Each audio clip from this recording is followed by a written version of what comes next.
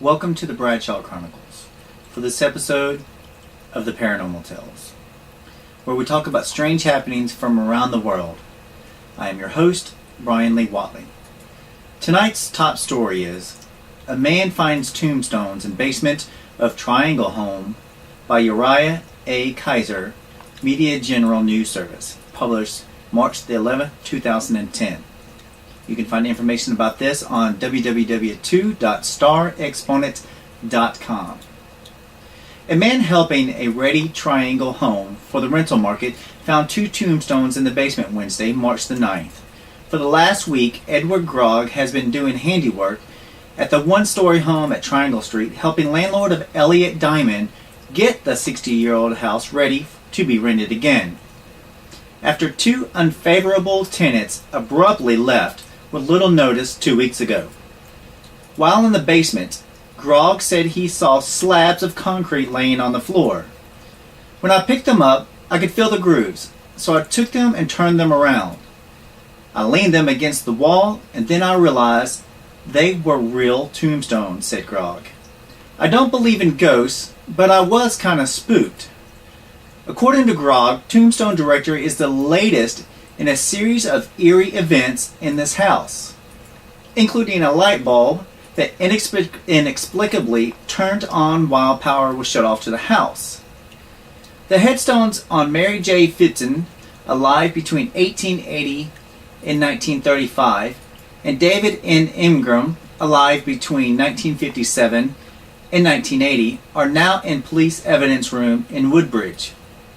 Grogg authorities on Diamond's advice and reported what he had found.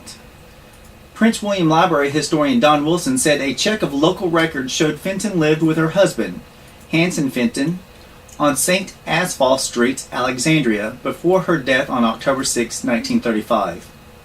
Social Security death records showed Ingram lived in Washington in 1971, and Wilson said both people could be buried in Alexandria, and that their headstones could have been stolen or replaced.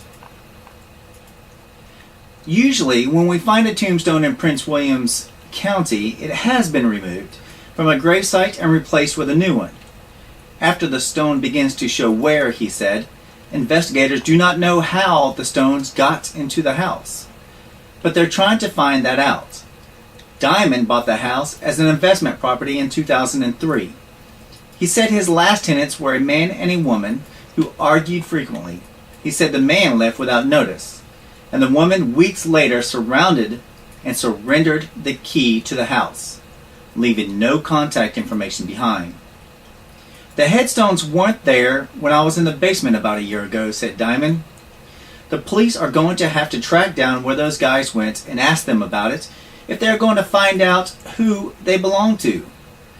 While Diamond said he doesn't know anything about the paranormal activity in the house, Grogg said the tenants previous to the man and woman who abruptly left moved out because they heard strange voices, doors slamming, and footsteps on the wooden floors where no one was walking. Grogg lives next door with his fiancée, Sabrina Ham, on the first floor of a house also owned by Diamond, and below is a woman who helps Diamond manage his properties. For a few dollars off the rent, Grogg agreed to help Diamond clean the vacated house. Well, 3 days ago, Grogg was doing some electrical work there and had shut off power to the house. While back at his home, he saw a light on in the vacant house, and so did the property manager, who asked him about it. She said, "Look inside the house, that light's on," said Grogg, and he pointed Wednesday to a single round light bulb that hangs in a light fixture above the kitchen, saying it had inexplicably turned itself on. With much of the cleaning nearly finished, Grogg said he will not volunteer to paint the house or do any other outside jobs there. He said he'll leave them to someone else. And for show notes, I like to just say, please, everybody, do not go into cemeteries, and do not steal tombstones or deface any parts of cemeteries. If you do go into cemeteries, respect the people there and the land for where they lay for eternity. Thank you for tuning in to the Bradshaw Chronicles for this episode of the Paranormal Tales. I'm your host, Bryan Lee Whatley.